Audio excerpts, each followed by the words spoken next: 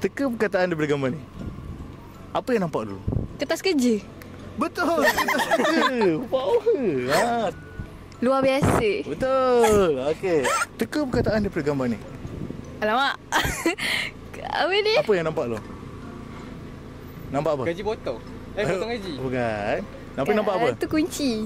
Okey, kunci tu kita akan guna kunci tu. Kunci tu ada ayat dia dalam ni. Di tengah ada apa tu? Ada apa kat situ? Selain kunci. Kunci. Selain kunci ada gambar apa lagi? Ada gergaji. Okey, gergaji. Selalu gergaji kita potong apa? Potong kayu. Okey, kayu.